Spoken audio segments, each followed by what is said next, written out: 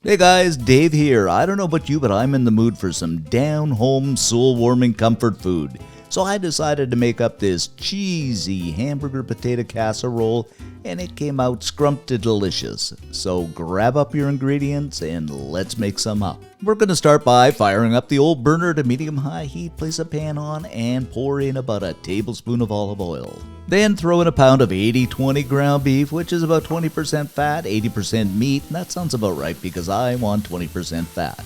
Let's see if this works out. Grab up my spoon and break this up to the point where it's friable, and I think I'm going to get me one of those fancy dancy meat breaker uppers. If you know where to get one, let me know in the comments section below. I guess good old Amazon's a good place to start. And of course we're going to fry this to the point where it's nicely browned up. Then add in a small chopped Spanish onion, which is appropriate because I just released a video on Mexican rice. 3 cloves of chopped garlic, and you know me and my garlic. We'll just stir and saute this for a couple of minutes until that wonderful aroma of garlic fills the air and that onion becomes a little bit translucent. Next up, one of my all-time secret weapons, a tablespoon of bullseye old-time hickory, another tablespoon of my all-time British friend Worcestershire sauce, a teaspoon or 2 of Italian seasoning, which I use very frequently, and of course, salt to taste. Last but not least, you probably already figured out what it is, some ground black pepper, about a teaspoon or 2 of that.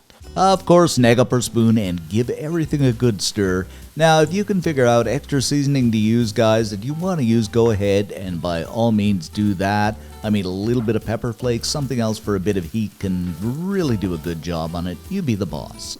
Okay, now, in with a can of cream of mushroom soup, and here's my humble opinion. I bought cheap mushroom soup before, and it tastes cheap, so if you can't get a good one, although budget's the key here, 30 cents more won't hurt. Followed by half a cup or 3/4 of a cup of milk, depending on how sloppy you want it. Once again, a stirring we will go. Now, I know some people put flour or cornstarch in. Now, I'm not going to, but, once again, you be the boss. And if you're so inclined, I think about a tablespoon or 2 would suffice.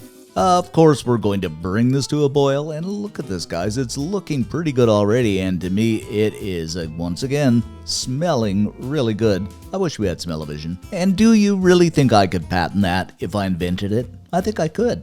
Next on the agenda, grab up a couple of good-sized potatoes and peel them up. Now, I usually use Yukon because they have a lower starch, but you can use a potato of your choice. Now, you can do 2 or 3 things here. You can cut them up by hand, and you want them sliced fairly thin. You can take the lazy man's approach like me, stick them in a food processor, put the slicing blade on, and just simply slice them up. And check this out, it does do a beautiful job.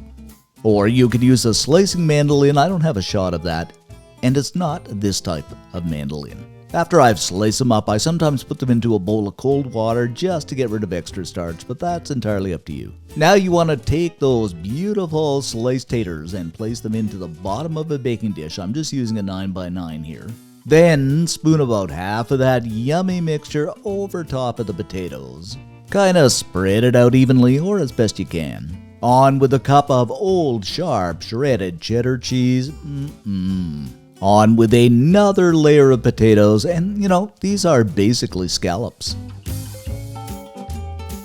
You guessed it, my friends, the rest of that ground beef mixture. And I've tasted some of this mixture, and believe me, it is danged good. Now, I don't even have to say this, but I will because I talk too much anyway. Another generous layer of that old sharp cheddar cheese. Say that 10 times fast. Okay, this is going into a 375-degree Fahrenheit, 200 Celsius preheated oven for about 45 minutes. Some people cover it. I'm not going to. I'm a rebel. After about 45 minutes, just look at this, guys. That ooey gooey cheesy goodness. Oh, this is going to be good. Bubbling away.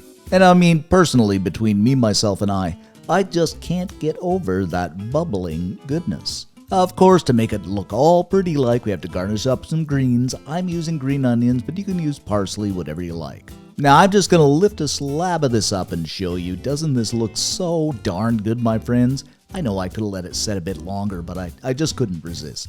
And when you bite into this, it is so heartwarming, soul-warming, comforting. Oh my goodness, that cheese, that hamburger mixture. The potatoes are perfectly done. It doesn't get much better, guys. This is a must-make, believe me. So if you're hungry for more, like and subscribe.